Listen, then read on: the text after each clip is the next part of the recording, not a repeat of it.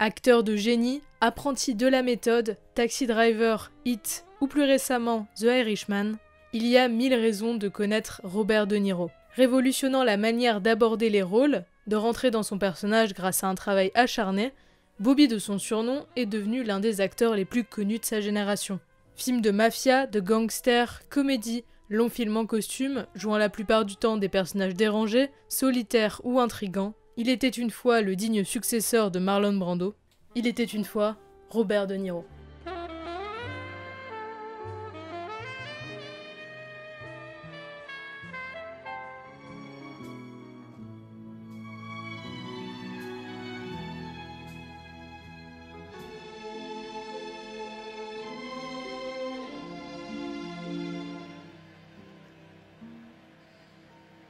The way the trees are.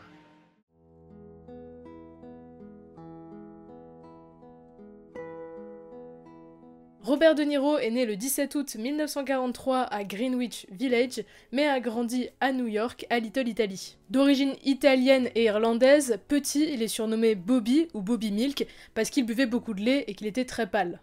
Bref, pour vous faire la petite histoire, les deux parents de Bobby sont artistes. Son père, sculpteur expressionniste, surtout abstrait, et peintre. Sa mère, elle aussi, était peintre et poète. Ils se séparèrent tout en restant en bons termes alors que Bobby est nourrisson. Sa mère a alors abandonné son travail artistique pour devenir employée de bureau et gagner sa vie pour élever son enfant. Ça, c'est pour la partie familiale un peu obligatoire, mais comme De Niro est assez discret sur sa vie de famille, y a pas grand chose à dire. Revenons au début de la carrière d'acteur de Bobby. À 10 ans, il jouera le lion peureux du magicien d'Oz pour la pièce de son école, rôle qu'il aura car il était plutôt timide. Il ne refera pas de théâtre après ça pendant quelques années, cette passion s'étant envolée. Durant son adolescence, il verra avec un ami le film Cancan avec Sinatra et une fois sorti de la salle, il lui aurait dit « Voilà ce que je veux faire, jouer dans des films ». Il arrêtera donc le lycée à 16 ans pour faire du spectacle de rue et étudier au conservatoire d'Adler afin de devenir acteur. Au contraire de ses influences ayant fait le même parcours d'études que lui, Brando et James Dean principalement, c'est un élève très appliqué, le théâtre étant selon lui une manière de vaincre son isolement. La méthode, avec un grand M, qu'a appris De Niro, c'est la même qu'a appris Brando et c'est une méthode qui fait un peu débat. Elle est jugée dangereuse par beaucoup et inutile par d'autres comme Charlton Heston. Elle comporte des exercices variés aidant l'acteur à se découvrir, mais selon beaucoup, elle augmente les soucis émotionnels.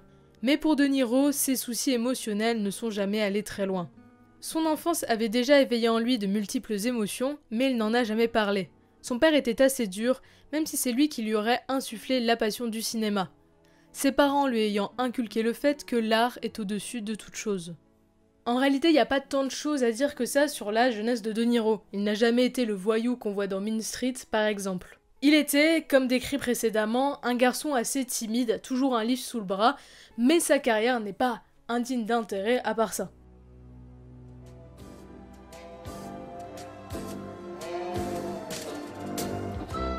Je veux que ma vie reste ma chose à moi, voilà ce que disait la mère de De Niro, phrase qu'il reprendra assez souvent. Il est difficile de parler de lui d'une manière juste, parce qu'il n'a pas accordé beaucoup d'interviews. Pour deux raisons, la première c'est qu'il est assez timide et qu'il n'aime pas beaucoup ça, et la seconde c'est qu'il n'aime pas beaucoup parler de sa vie privée, donc ça donne un caractère un peu énigmatique au personnage. Mais grâce à d'autres personnalités, on peut en apprendre un peu plus sur De Niro, et comment parler de Robert De Niro sans parler de Martin Scorsese, réalisateur avec qui il fera 9 films. Voyant en lui un vrai frère, quelqu'un au parcours de vie similaire et aux idées proches, De Niro s'est très vite noué d'amitié avec le metteur en scène. Pourtant, ne l'oublions pas, De Niro s'est aussi lié d'affection avec d'autres réalisateurs comme De Palma ou Coppola. Ces derniers faisaient partie du mouvement du movie brat durant les années 80, et avec eux, De Niro est entré dans l'histoire du cinéma grâce à leurs films où il jouera principalement des personnages torturés, des personnages qui ont fait de lui une star et qu'il joue avec une incroyable justesse. Aujourd'hui, le mythe Robert De Niro connaît un petit peu un déclin, parce que c'est vrai que depuis les années 2000, l'acteur devient un peu une caricature de lui-même. C'est un petit peu à cause de ce penchant qu'il a pour la comédie, qu'il commencera à voir à partir de Midnight Run en 1988, que le public le perd un peu. En effet, on ne compte plus les diverses comédies dans lesquelles l'acteur aura joué, par envie selon lui, et les doublages pour les films d'animation enfantins qu'il dira avoir fait pour que ses enfants puissent voir ses films. Dans tous ces films, il se caricature lui-même et ses anciens rôles, ce qui a mis plus le public mal à l'aise qu'autre chose et triste de voir un acteur si légendaire en arriver là. Son retour avec Scorsese depuis The Irishman en 2019 le lancera peut-être vers d'autres horizons dans les années à venir, au plaisir des fans, même s'il n'a jamais tourné pour eux ou pour l'argent selon lui, mais simplement parce qu'il est acteur de métier et donc il exerce sa profession comme bon lui semble. Mais De Niro, ce n'est pas qu'un acteur, car oui, s'il n'accorde que peu d'interviews, on sait quand même que c'est un acteur assez politique de la vie à New York. Après les attentats du 11 septembre par exemple, il créera le festival de films Tribeca afin de relancer l'activité économique de son quartier. Beaucoup plus récemment à Wall Street avec d'autres acteurs, il encouragera les New-Yorkais à ne pas voter pour Donald Trump. Pour en revenir à De Niro en tant qu'acteur, son talent varie assez selon les films si on écoute les critiques. Il est bon dans quelque chose de bon, alors qu'il se donnera toujours autant dans n'importe quel film, quelle que soit sa qualité, quelle que soit l'importance du rôle, il fera toujours tout pour rentrer dans le personnage. D'ailleurs, la majeure partie des réalisateurs avec qui il a travaillé, notamment De Palma, se demandent si De Niro en fait pas trop finalement. Cependant, même s'il en fait peut-être un peu trop, cela paye parce que De Niro est aujourd'hui considéré comme l'un des plus grands acteurs américains et on va voir un petit peu toute sa carrière tout de suite.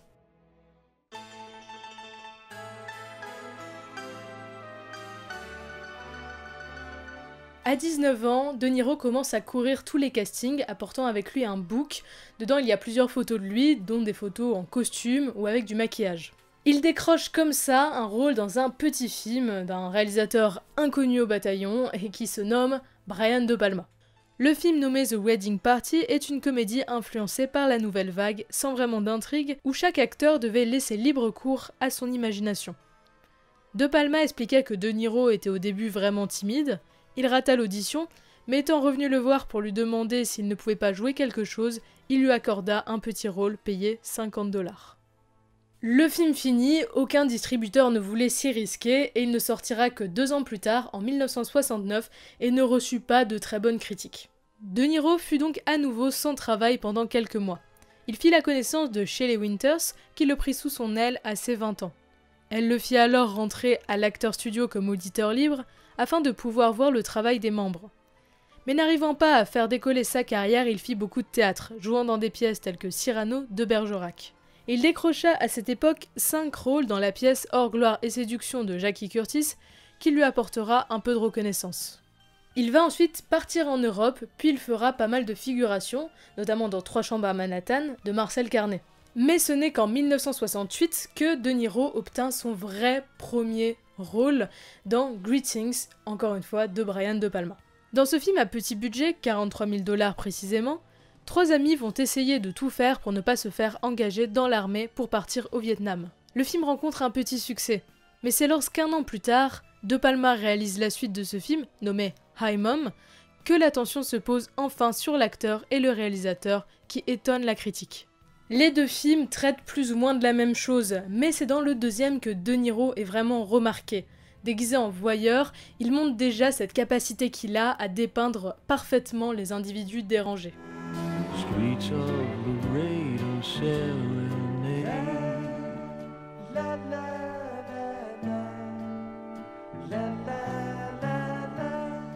Ce n'est pas avec les 2 films de De Palma que De Niro se montre vraiment au grand public, il faudra attendre un peu pour ça. Ce qui est sûr, c'est que depuis le début, qu'importe le rôle, qu'importe le film, De Niro s'attelle toujours à donner de la personnalité à son personnage pour qu'il soit le mieux possible. Et ce travail acharné, il va le continuer avec les 3 films qui vont suivre, 3 films qui ont été très mal notés par la critique, mais en tout cas 3 films qui ont fait monter la première marche à De Niro vers la gloire.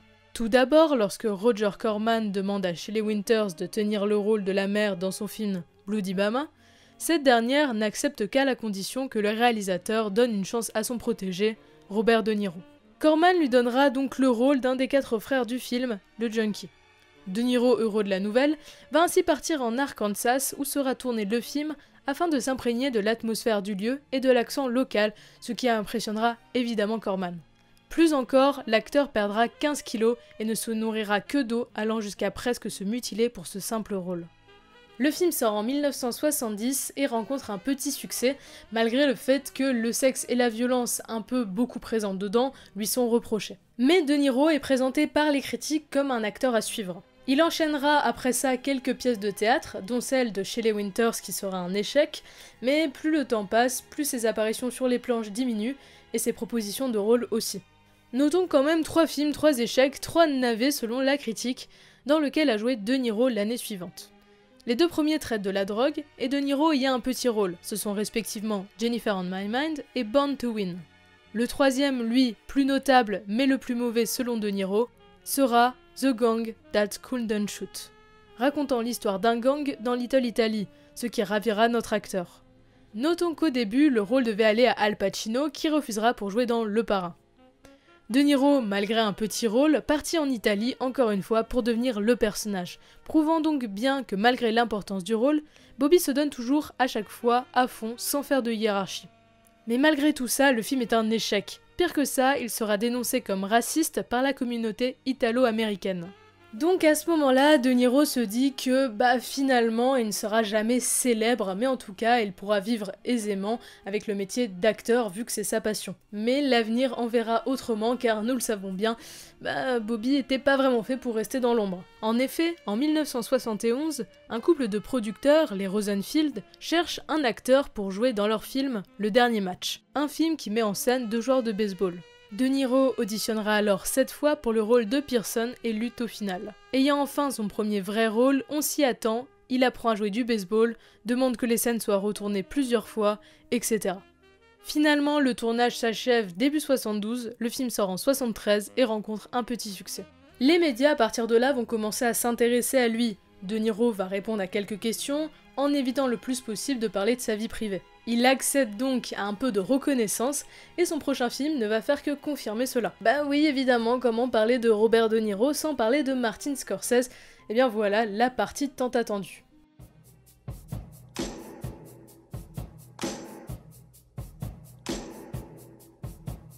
De Niro et Scorsese, voilà un duo iconique du cinéma moderne. Le commencement du mythe De Niro-Scorsese est assez simple. Lors d'une réception pour Noël, Scorsese voit De Niro un peu dans son coin, renfermé, le genre de personne qui donne pas trop envie de lui parler. Mais lorsque Scorsese regarde De Niro et se rend compte qu'en fait il le connaît, il l'a déjà vu, il va le voir et lui demande si par hasard il se serait pas croisé à Manhattan. Ce à quoi De Niro va répondre un oui pas très intéressé. Suite à cela, de fil en aiguille, Scorsese va commencer à lui parler de son premier vrai projet, un film à petit budget, à 400 000 $ très précisément, nommé Mean Street. Ils ne se connaissent pas, ils ont jamais vu les films de l'autre, pourtant ils ont une vie très proche et cette conversation va être le début de tout. Immigré italien ayant vécu à New York avec un amour pour le cinéma, plus que ça, Scorsese comme De Niro s'intéresse plus au personnage qu'à l'intrigue en elle-même. Première conversation, ils parlent donc de Mean Street, un film de gangster présentant 4 jeunes ayant du mal à grandir, et surtout ils parlent de Johnny Boy, le futur rôle de De Niro qu'ils créèrent ensemble. En 1973, enfin, Scorsese se décide à faire le film, la conversation qu'il avait eue avec De Niro 2 ans plus tôt résonnant un peu comme une légère anecdote. Il appelle donc De Niro, au cas où, on sait jamais, et lui propose 4 rôles. Le problème c'est que De Niro, lui, il veut jouer Charlie, le personnage principal du film, qui est incarné par Harvey Keitel. De Niro, se décrivant lui-même comme très orgueilleux à l'époque, ira donc voir Keitel, qu'on avait déjà vu dans le premier Scorsese, qu'on reverra dans Taxi Driver et Tutti Quanti. Toujours un petit instant Harvey Keitel. Bref, il ira voir Keitel et lui dira que son rôle devrait lui revenir. Harvey Keitel, comme Scorsese d'ailleurs, lui répondra qu'il devrait prendre plutôt le rôle de Johnny Boy. Ce n'est pas le personnage principal, mais presque. C'est un peu le voyou du film, cachant constamment sa peur de ne pas être fait pour la vie de gangster. Donc le film s'attarde, comme le voulaient De Niro et Scorsese, sur les relations d'amitié, les relations entre les personnages, délaissant un petit peu le côté gangster, etc. qui sert de toile de fond. Mais lorsque le film sort, peu de gens vont le voir, à New York en tout cas, parce que le New York de Mean Street, il ressemble comme 2 gouttes d'eau au New York de l'époque. Donc les gens, ils ont pas trop envie d'aller voir la réalité qu'ils vivent tous les jours au cinéma. C'est avec le temps que le film va acquérir une petite réputation. Le jeu de De Niro est salué, et des gens commencent déjà à le comparer à Brando, même si c'est plutôt péjoratif, car les journalistes disaient qu'il n'y avait rien d'original dans son jeu. Et ces comparaisons ne vont pas vraiment cesser, elles vont même continuer et augmenter, surtout avec Le Parrain 2 de Francis Ford Coppola. Oui, ce n'est pas un film de Scorsese, mais c'est grâce à Scorsese que De Niro a obtenu le rôle, donc quand même on peut le mettre dans cette partie. En effet, Coppola veut parler de la jeunesse de Vito Corleone, et du coup il rappelle Brando pour jouer le même rôle qu'il avait déjà joué, mais plus jeune. C'est pour une histoire de cachet que Brando va finalement refuser, et Coppola se retrouvera sans acteur. C'est là qu'avec son ami Scorsese, ils vont regarder Mean Street, et il faut le dire, Coppola est assez bluffé par le jeu de Bobby. Je ne vais pas beaucoup m'étendre sur Le Parrain, il y aurait 1000 choses à dire, mais De Niro, bien qu'étant génial dans ce film, n'a qu'un petit rôle, et l'analyse du film pourrait donc se faire plutôt dans une vidéo consacrée à Coppola. Mais passons, encore une fois, De Niro part avec son enregistreur en Sicile, il étudie Brando et son jeu par la suite, afin d'être parfait et d'être le digne successeur de son idole.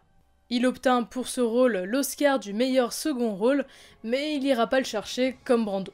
On connaît bien la version de Niro pour les journalistes, etc. Grâce à ça, De Niro va se retrouver un peu croulant sous les propositions, et parmi elles, une retient son attention, c'est pour un film de Bertolucci, le réalisateur du Dernier Tango à Paris, avec Marlon Brando.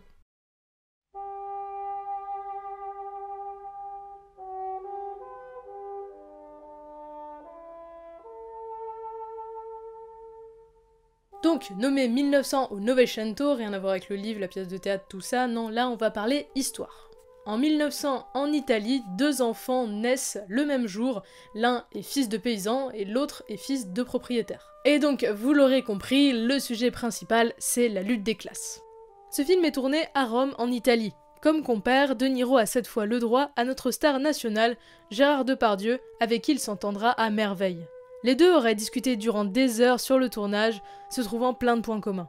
D'ailleurs, Depardieu voyait déjà en De Niro une grande star comme beaucoup de gens qui le côtoyaient à l'époque. Et 1900 est le premier vrai film européen que fait De Niro. C'est sa collaboration avec Bertolucci qu'il admire, même s'ils n'ont pas forcément toujours la même vision. Le souci, c'est que le tournage, la production, la distribution ont été un désastre. De Niro a même été rappelé pour enregistrer des pistes son en post-prod parce que celui de la scène était trop mauvais. Finalement, après de nombreux problèmes de procès et de distribution à cause de la durée du film, le film sorti, faisant 4h10, sera un désastre commercial. Les coupures eurent un impact négatif sur le personnage de De Niro, qui manquera donc pour une fois de profondeur selon les critiques. Il n'empêche qu'aujourd'hui, beaucoup vouent un culte à ce film, considéré comme un chef-d'œuvre du 7e art, d'une durée de plus de 5 heures, aujourd'hui disponible un peu partout. C'est une réelle plongée dans l'Italie du XXe siècle et dans cette opposition entre le patron et le prolétariat à travers la merveilleuse relation des deux personnages principaux. Et après ça, De Niro est reparti pour une nouvelle aventure, un film de Mike Nichols nommé Bogart Sleep Here. Vous n'en avez jamais entendu parler? C'est normal, il n'est jamais sorti, je vous raconte ça. Dans ce film, De Niro devait incarner un acteur débutant, un truc sans trop de soucis au premier abord. Le souci principal, c'est que Nichols et De Niro ne se sont jamais vraiment entendus. Le réalisateur n'appréciant pas du tout les méthodes de l'acteur, c'est le genre de réalisateur à pas trop donner de liberté aux acteurs. Je n'émets évidemment aucun jugement là-dessus, il y a des très bons films qui ont été faits comme ça. Le souci là, c'est que De Niro c'est pas trop ce genre d'acteur, du coup ça a pas trop matché. Vous savez, avec sa recherche des personnages, etc., vous en doutez, ça a plutôt énervé Nichols, et du coup, il s'est fait virer au bout de 2 semaines, et le film n'est jamais sorti. Nichols ne voulait pas payer De Niro, il y a eu presque des histoires de procès, etc., et donc ça a été un petit peu une catastrophe. Que ce soit avec 1900 ou le film de Mike Nichols, De Niro a pas vraiment pu s'exprimer. Lui, ce qu'il aime, c'est donner du détail au personnage, mettre de sa personnalité, et créer vraiment quelque chose avec le réalisateur. Le souci, c'est qu'avec des réalisateurs qui ont absolument tout en tête, on peut pas vraiment avoir de l'improvisation, et ce petit côté nouvelle vague que peut avoir Scorsese, parce qu'il y a un peu de ça aussi, et donc ces deux films, ça a été un petit peu compliqué pour De Niro. Mais ne vous en faites pas, De Niro repart sur ses grands chevaux avec le prochain film, et pas des moindres, on reparle de Scorsese tout de suite. Et donc évidemment, vous vous en doutez, on va parler de Taxi Driver, un drame urbain réalisé en 1976. Dans ce film, De Niro jouera le rôle de Travis Bickle, un chauffeur de taxi qu'il interprétera avec une manière assez saisissante. Charismatique mais torturé, Travis fut créé par 3 personnes. Tout d'abord le scénariste du film, Paul Schrader, un ex-critique de cinéma reconverti dans l'écriture de scénarios. Il faut savoir qu'avant ça, Schrader, il est passé par des phases pas très sympas. Il s'est divorcé avec sa femme, il a fait une dépression, etc. Et parmi ça, il avait un ami chauffeur de taxi qui lui racontait toujours un petit peu ses mésaventures, et en mixant les deux, eh bien, il a eu l'idée de Taxi Driver. Film racontant l'histoire d'un chauffeur de taxi, quelqu'un qui arpente les rues de New York comme un rat dans les égouts, et puis qui voit tout le temps des gens toute la journée, mais qui au fond n'a pas un seul ami. C'est ce qu'il nomme la solitude urbaine. Il écrira donc le scénario en 15 jours, et ce sera Scorsese le second à peaufiner le personnage en tant que réalisateur. Et enfin, de par son jeu, De Niro révolutionnera la façon d'aborder un rôle et de construire le personnage. Par contre, attention aux fausses rumeurs, on n'a jamais vraiment su si De Niro se sentait proche du personnage de Travis et de son isolement, etc., parce qu'il n'en a jamais parlé. Mais encore une fois, De Niro s'investit beaucoup dans le rôle, il obtint une licence de chauffeur de taxi, et puis il lit pas mal de biographies traitant de différentes pathologies, dont celle d'Arthur Bremer, l'homme qui a essayé d'assassiner le gouverneur George Wallace. D'ailleurs, bien que ce livre soit postérieur à l'écriture du scénario, Schrader dira qu'il colle très bien au personnage, surtout dans cette envie d'être reconnu, mais surtout d'être comme les autres. Tiraillement que l'on retrouvera dans le film Joker, sorti en 2019 par exemple.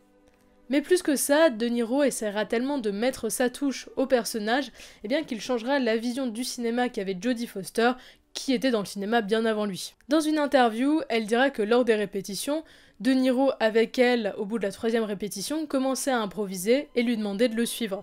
Sauf qu'à la fin, aux 3 dernières répliques, il devait revenir sur le texte original. Elle apprendra avec lui à essayer de voir plus loin que le texte original et d'essayer de s'approprier le personnage. Donc, les 3 hommes nous livrent, grâce au personnage incarné par De Niro, qui deviendra une réelle icône après ça, un film sur l'aliénation dans lequel Bobby nous apporte de la rationalité, de la cohérence, et grâce à lui, selon beaucoup de journaux de l'époque, dont le New York Times, son personnage n'est pas caricatural, ce qu'il aurait pu être s'il avait été interprété par quelqu'un d'autre.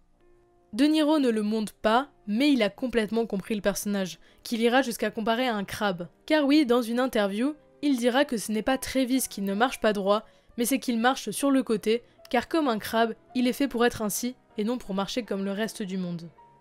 Enfin, juste à titre informatif, eh bien, l'Iroquoise de Travis, c'est une idée de De Niro, après que Scorsese lui a raconté l'histoire d'un ami à lui, qui, à Saigon pendant la guerre du Vietnam, aurait vu des gens rasés comme ça. C'est des gens qui faisaient partie à l'époque des forces spéciales et il fallait surtout pas les approcher parce que c'était des gens qui étaient un peu prêts à tout pour tuer. Travis, on le rappelle, revient de la guerre du Vietnam dans le film, donc l'idée ne vient pas de nulle part et n'est pas si bête que ça. On remercie Bobby.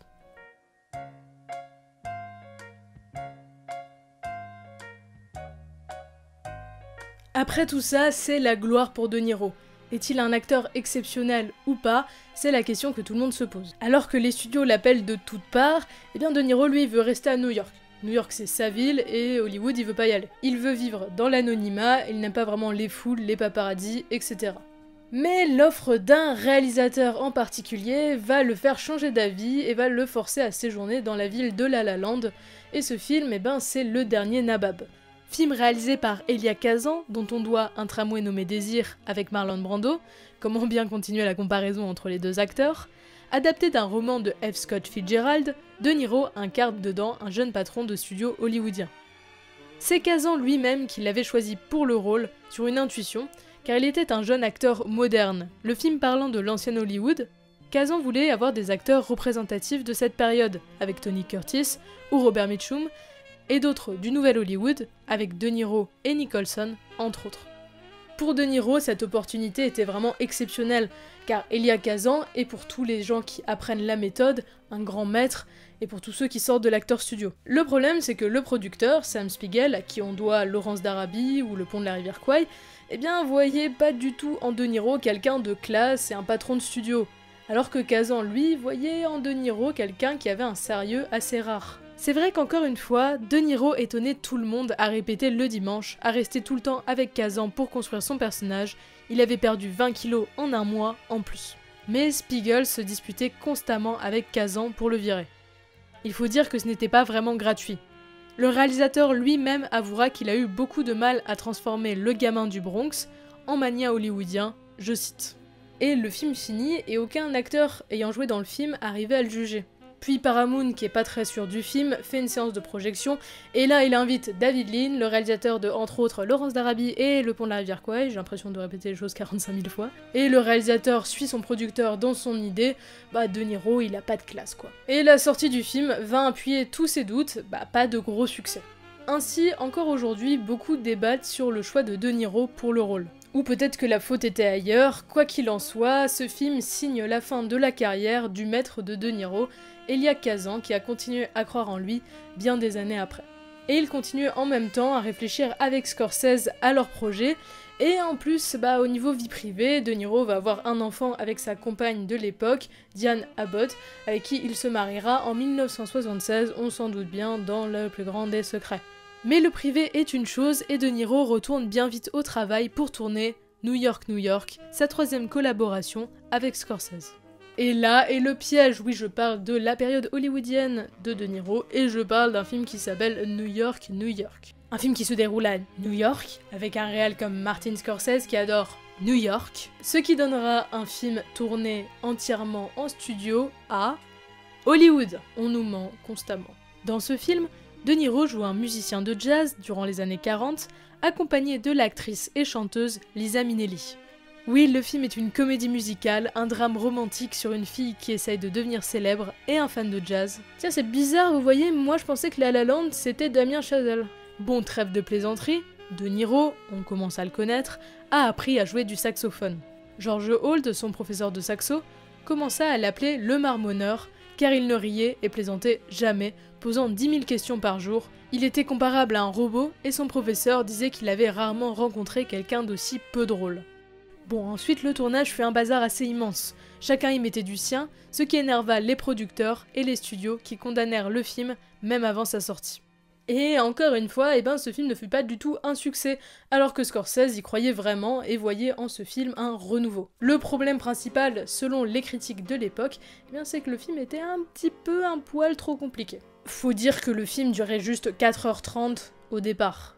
Voilà, donc même De Niro dira pas être vraiment satisfait de sa prestation dans le film, donc échec. Mais il y a toujours un moment pour tout rattraper, un film qui change tout.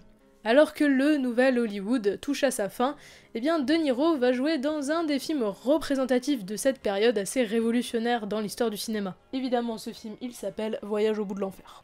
Alors que De Niro est la vedette du moment, il ne livre toujours aucune interview.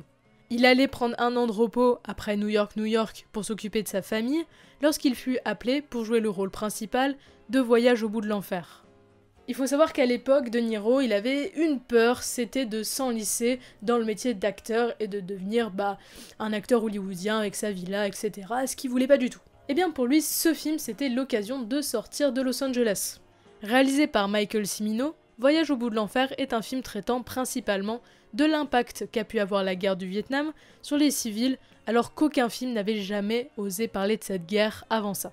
Cimino voulait absolument Robert De Niro pour le rôle, donc il lui envoya la photo d'un cerf-mort sur le capot d'une voiture, et De Niro, super intrigué, l'appela tout de suite pour parler du film.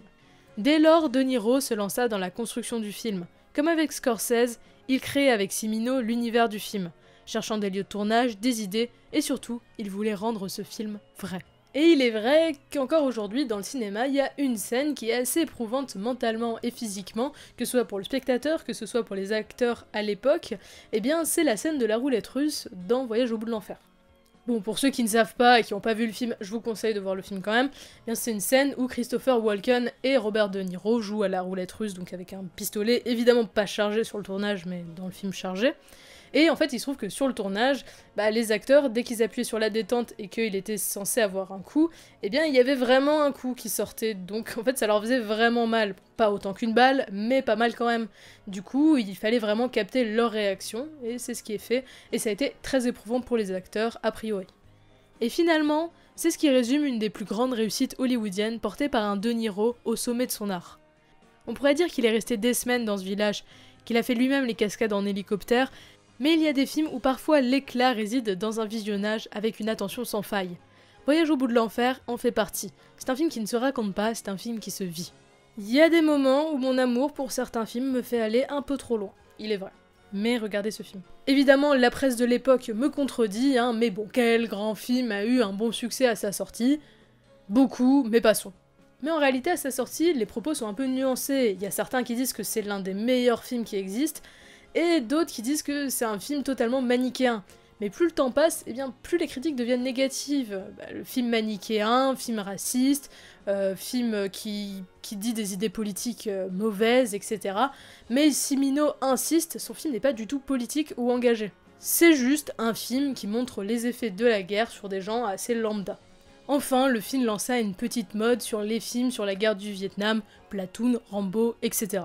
Mais en dehors de tout ça, De Niro dira que lui, ce qui l'a vraiment touché dans le film, eh bien c'est ses dialogues et la relation entre les personnages, notamment avec Meryl Streep, car De Niro était très ami avec Meryl Streep, et il fera même un film, une romance, 6 ans plus tard, avec elle, nommée Falling in Love. Enfin bref, il fut vraiment touché par le côté vrai du film, qui sera nommé aux Oscars plusieurs fois, mais encore une fois, De Niro n'y va pas, on s'y attend.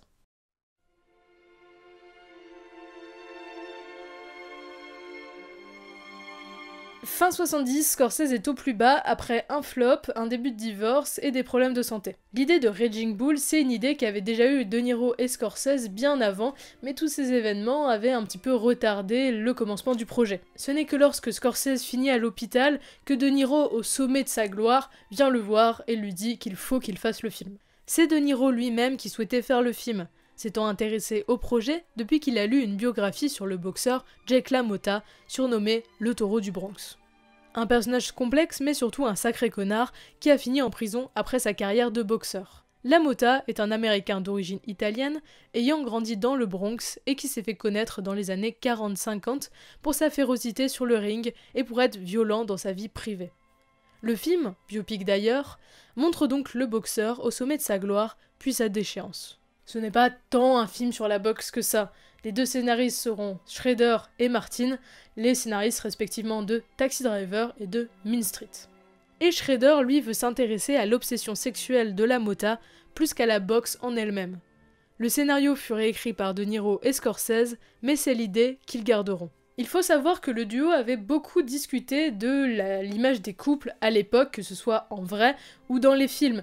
Cette image où, en fait, on peut tout supporter parce qu'on aime. Une femme peut se faire taper par son mari, si elle l'aime, eh bien, elle doit le supporter. De Niro, lui, sera pas du tout d'accord avec cette idée. Il dit que c'est insupportable et qu'on ne peut pas, par amour, laisser passer les bas instincts de l'homme.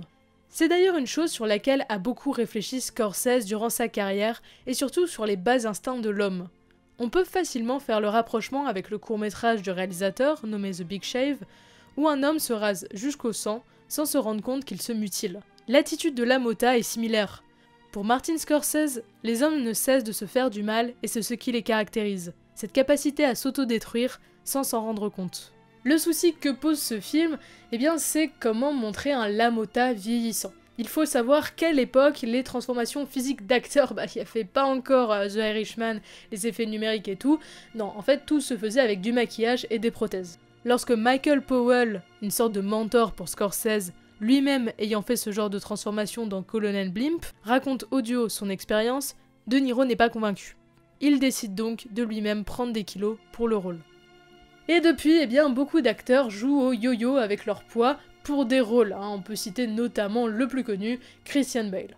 Plus que ça, De Niro se donnera beaucoup dans le film, perfectionnera sa technique en boxe, par exemple, jouant toujours sur les improvisations, sur les réactions des autres acteurs, notamment Joe Pesci, car ce film signe en effet leur première collaboration, qui durera jusqu'à aujourd'hui encore avec The Irishman de Scorsese à nouveau.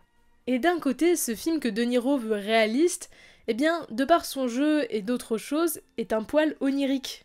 À cause du noir et blanc principalement, mais aussi de la scène d'ouverture au ralenti, on a l'impression presque d'être dans un rêve, ce qui contraste bien avec l'idée très réelle du film. C'est assez intéressant d'ailleurs. Et à sa sortie, le film n'est pas vraiment un gros succès. La raison, eh bien, c'est que Jake n'est pas du tout un personnage sympathique, c'est un personnage antipathique et un petit peu, pas très aimé. Du coup, ça empêche l'identification du spectateur, et ça empêche aussi la fascination que peuvent avoir certains spectateurs sur, par exemple, des gros méchants, serial killers, etc., qui ont quand même quelque chose. LaMotta, il a pas grand-chose, on ne se le cache pas. Plus encore, selon les journalistes de l'époque, LaMotta, c'est juste un connard. Il est sans profondeur, il manque d'intérêt, donc faire un film sur lui, c'est zéro. Après, c'est à tout le monde d'en juger. Mais n'empêche que le film remporte 2 Oscars, dont celui du meilleur acteur pour Robert De Niro, sa seule et unique récompense dans cette catégorie, qu'il ira chercher pour une fois. Ensuite, on arrive à une période où De Niro est pas mal suivi par des journalistes, il est même harcelé. Il y a 2 raisons à ça, la première c'est son couple, et la deuxième c'est l'histoire de John Hinckley, mon accent. C'est un homme qui a tenté d'assassiner Ronald Reagan, le président des États-Unis, et qui vouait un culte à Taxi Driver et qui suivait même Jodie Foster un peu partout dans la rue. Puis il est harcelé par ses fans et là lui vient une idée, il veut faire un film sur le culte de la personnalité. Si aujourd'hui le film dont on va parler est extrêmement apprécié, eh bien ce fut le plus gros échec commercial de la carrière de Scorsese et un des plus gros de celle de De Niro. Ce film, évidemment, c'est La Valse des Pantins. Comme j'ai dit, ce film aborde le thème du culte de la personnalité.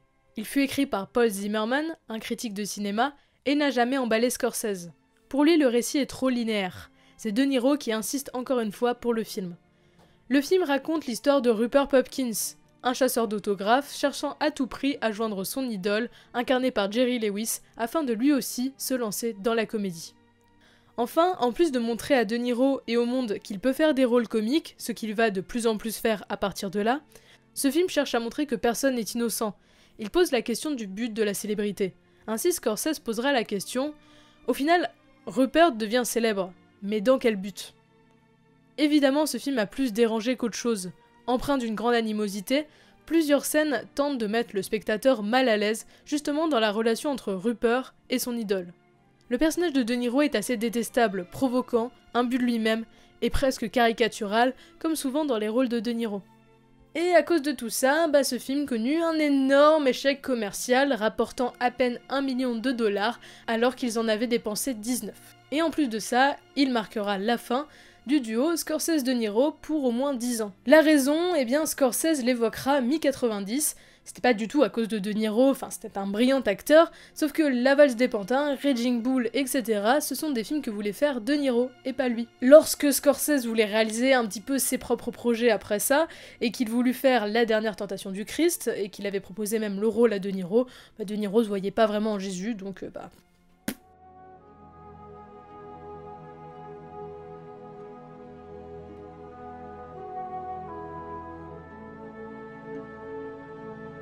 On l'a vu avec La Valse des Pantins, l'art ne fait pas toujours bon ménage avec le commerce.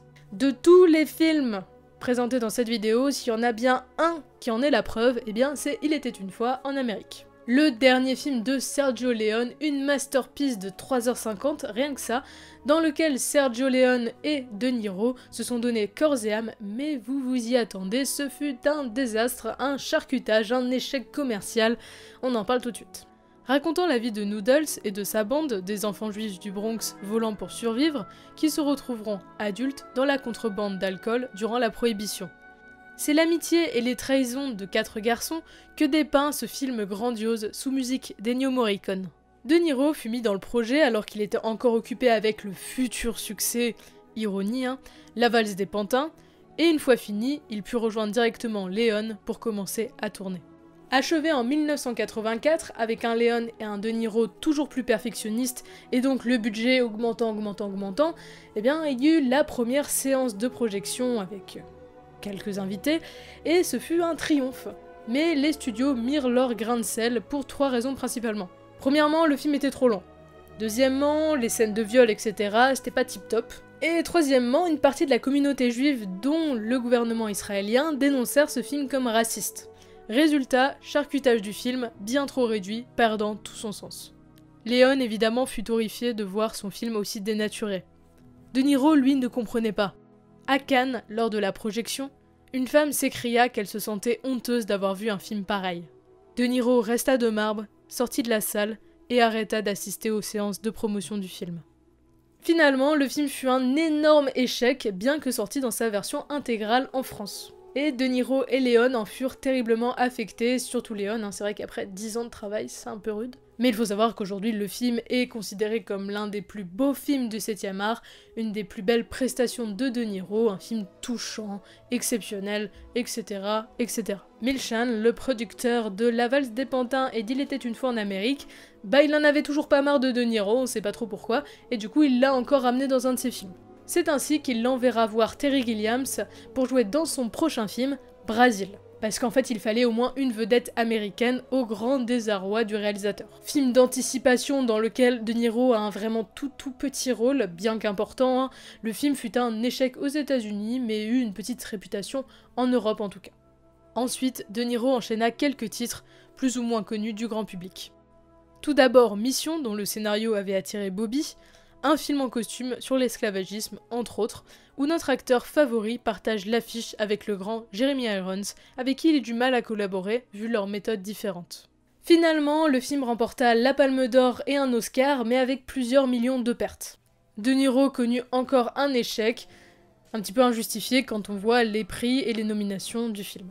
Évidemment, c'est là que les studios vont un peu ralentir leur financement pour De Niro, et que ce dernier va connaître une petite période de creux.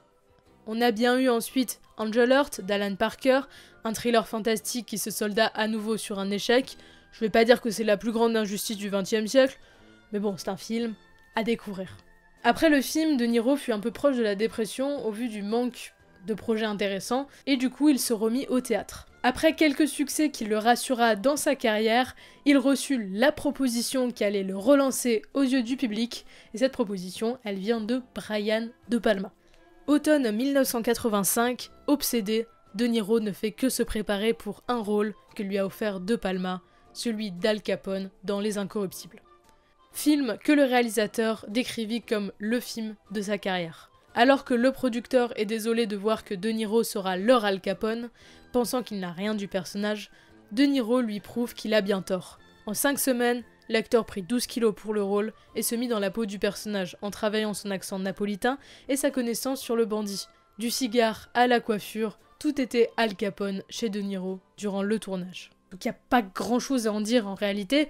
Les Incorruptibles, c'est une bande de personnes qui ont réussi à avoir Al Capone parce qu'ils étaient incorruptibles. En tout cas, le film est l'un des meilleurs de Palma, si ce n'est le meilleur, et bien c'est peut-être le plus grand succès de la carrière de De Niro à cette époque. Il a eu plein de nominations à Cannes, aux Oscars, etc. Et à nouveau, comme ça, De Niro recommençait à être l'acteur en vue de l'époque. S'ensuivit des passages aux comédies, l'acteur voulant changer la vision que les gens avaient de lui. Par exemple, il voulut jouer dans Big, mais ses autres rôles rebutaient les producteurs qui préférèrent Tom Hanks et De Niro se rapatria sur un film nommé Midnight Run, une belle occasion de se reforger une réputation pour l'acteur et d'arrêter les rôles étranges. Et c'est en 1987 que De Niro décide de se lancer dans la production. Il achète un entrepôt, etc. et connut quelques problèmes d'argent à cette époque à cause de ça. Il dut jouer dans des films un peu comme ça, genre Jackknife, qui ressemble un petit peu à Voyage au bout de l'enfer dans son histoire, mais pas dans sa qualité par contre, et pour un petit peu financer son projet. Il tourna en plus avec Sean Penn, dont il relança la carrière en 89 avec Nous ne sommes pas des anges. C'est d'ailleurs le premier film qu'il produira, enfin il était juste producteur exécutif, mais c'est sa première vraie production. Après ça, Sean Penn et quelques-uns de ses amis parièrent beaucoup sur l'entreprise de De Niro, nommée Tribeca, mais l'entrepôt devait encore connaître quelques améliorations. De Niro pensa bien à cette époque se rapprocher de l'industrie hollywoodienne afin de gagner plus d'argent. Très peu pour lui, il participera plutôt à un film avec Robin Williams nommé L'Éveil, parlant d'un médecin et de ses patients atteints de maladies mentales que ce dernier va tenter de sauver. L'histoire étant vraie, De Niro et Penny Marshall, la réalisatrice qui venait de réaliser Big, sont allés voir une des dernières patientes de ce docteur toujours plongé dans sa maladie. Dans ce film, De Niro, contre toute attente, joue un personnage doux, attendrissant. Robin Williams en sera même bluffé. Enfin, il réussissait à changer d'air. Et c'est ce qui ressortira pas mal dans les critiques de l'époque. Alors que l'histoire en réalité est beaucoup plus dure, De Niro a volontairement adouci les traits du personnage. Mais le film ne suffit pas à financer le projet de De Niro, qui maintenant veut faire un restaurant, etc. Et les investisseurs, ils commencent un petit peu à s'impatienter. Voilà 10 ans que Scorsese et De Niro n'ont pas collaboré ensemble. Les journalistes commencent à dire que De Niro s'est un petit peu perdu, a perdu son talent et commence à jouer dans des petits films dont on sait pas trop d'où ça vient, mais en réalité, en fait, De Niro, lui, il veut juste financer son projet Tribeca. Mais dans un moment de retour aux sources, Scorsese et De Niro vont à nouveau s'associer afin de montrer au monde qu'ils sont toujours là, et ainsi sort Les Affranchis. Début d'une série de films de mafiosi chez Scorsese, Les Affranchis restent peut-être encore aujourd'hui son meilleur, tout est subjectif, mais en tout cas sont plus connus. Associé à nouveau à Joe Pesci, De Niro, contre toute attente, ne tient pas vraiment le rôle principal, au contraire, il est plutôt en retrait. Plus étrange encore, la critique n'est pas ravie de revoir De Niro et Scorsese ensemble, pensant que c'est le manque d'inspiration qui les anime. N'empêche que grâce à ça, De Niro obtiendra 20 millions en 2 ans, et il put les investir dans son projet. Enfin, mi-90, le restaurant est prêt et les bureaux sont construits.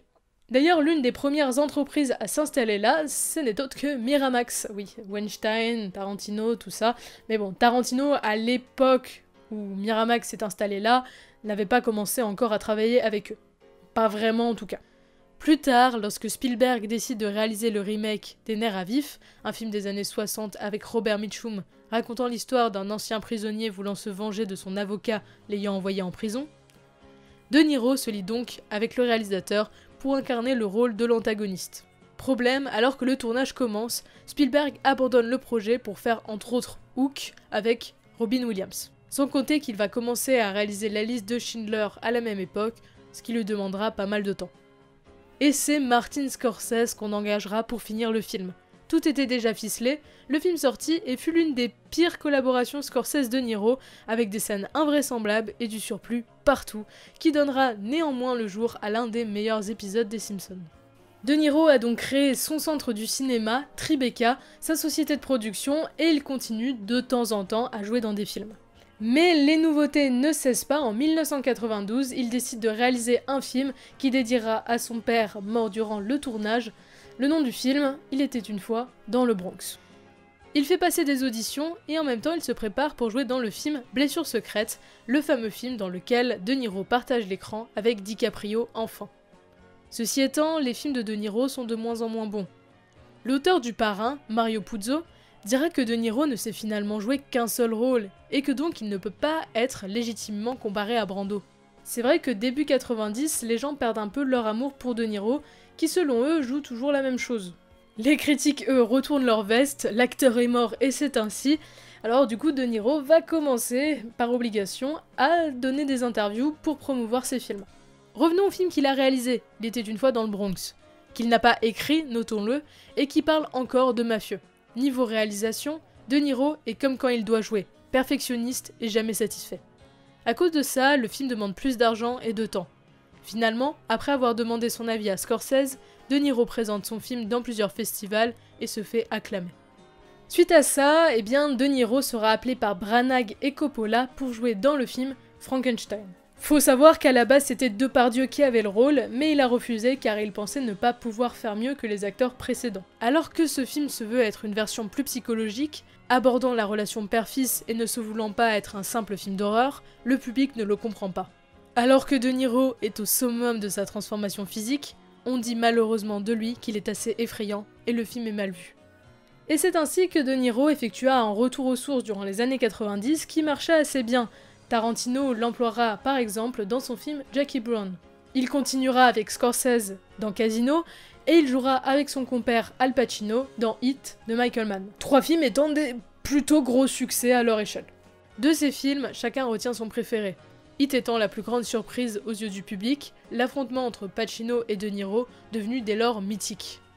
Ses fans le retrouvèrent enfin et l'acclamèrent par la suite dans Casino, proche des Affranchis, dans ses acteurs et son histoire. Et ainsi tous ces rôles vont placer De Niro au niveau de légende et acteur incontournable du cinéma. Plus personne n'osait remettre en question l'acteur qui, pour tout le monde, était reparti vers une ascension fulgurante. Malheureusement, ce fut pas le cas. Après ça, vous le savez, De Niro a fait 2 choses, des comédies et des films qui ressemblaient à des films qu'il avait fait précédemment, mais bien plus mauvais. On va un petit peu parler de ça très vite, et pas du tout dans les détails parce que c'est pas très intéressant entre nous. Son premier vrai succès comique, c'est Mon beau-père et moi en 2000, réunissant Ben Stiller et Owen Wilson. Véritable succès commercial, ce ne sera pas le cas des Showtime, Mafia Blues 2 ou 15 minutes qui verront le jour l'année d'après. L'exception étant The Score avec Marlon Brando, on peut au moins citer ce film comme étant la seule collaboration, enfin vraie collaboration, de Niro-Brando, un film de braquage qui connut un bon succès la même année. On va donc connaître là une période de vide pour l'acteur qui stoppera sa carrière jusqu'en 2004. Presque autocritique dans sa manière de jouer, il incarnera Don Lino dans le film Gang de requins avec Scorsese. Cela dans un but d'autodérision. C'est drôle parce qu'à l'époque, les critiques de ces films sont très mauvaises, mais tout le monde va les voir. En 2010, il ne connaît que des échecs, que ce soit des comédies qu'il dit aimer, ou des films d'action. De Killer Elite à Stone, en passant par la fin de la trilogie Mon beau-père et moi, Nous, mes parents, etc., eh bien, rien n'a du succès. Mais notons-le quand même, il présidera la 64e édition du Festival de Cannes. S'ensuivit de nombreux seconds rôles, soit dans des comédies pas terribles, ou alors dans des films un peu nostalgiques, genre Match Retour avec Sylvester Stallone. Et en 2019, l'acteur revient enfin dans le cœur de tous ses fans, grâce déjà à Joker, dans lequel il a un petit rôle anecdotique, mais qui fait un énorme clin d'œil à La Valse des Pantins et un plus petit à Taxi Driver. Et bien sûr, en deuxième, dans The Irishman de Martin Scorsese, avec Joe Pesci, Harvey Keitel et tout le tralala. Donc, film qui vient un petit peu conclure tous les films de gangsters qu'a fait Scorsese. Il y a même Al Pacino dedans. Mais ça ne s'arrête pas là. En 2021, De Niro est à l'affiche du prochain Scorsese avec Leonardo DiCaprio, un espèce de western, enfin bref, on sait pas grand chose dessus. Et du coup, bien, est-ce qu'on aurait retrouvé le De Niro qu'on avait perdu depuis 20 ans? C'est la question. En fait, De Niro, finalement, c'est un acteur qui, toute sa vie, a enchaîné des navets, des très bons films, des gros succès. Mais ce qu'on peut retenir de tout ça, en fait, finalement, c'est que De Niro, à part dans sa période Tribeca, eh ben c'était quelqu'un qui a plutôt choisi ses rôles et qui a fait ses rôles parce qu'il les aimait. Pour De Niro, acteur c'est un métier, il le fait pas pour les fans ou pour l'argent, il le fait juste parce que c'est son métier. Et c'est quelque chose d'assez respectable. Que dire de Niro finalement? Bertolucci disait de lui qu'il était devenu acteur pour cacher les émotions qu'il ne pouvait exprimer. Que ce soit Travis ou Rupert, De Niro a toujours su cerner ses personnages pour leur donner de la justesse, une réelle identité. Et si tout le monde aujourd'hui connaît ses mimiques, c'est dans le respect que chacun le caricature à sa manière. Car quelle que soit la qualité de ses films, De Niro les a toujours choisis. Ainsi, De Niro n'a jamais été un riche acteur, il n'a jamais été un jeune premier non plus. Cependant, il est resté une source d'inspiration pour les élèves d'art dramatique, car il a réussi à jouer des rôles compliqués sans être ridicule, ce que peu arrivent à égaler. De Niro a créé sans le vouloir un mythe, un mystère plane autour de lui. Alors De Niro, est-ce seulement ça, ou est-ce bien plus? On ne le saura probablement jamais.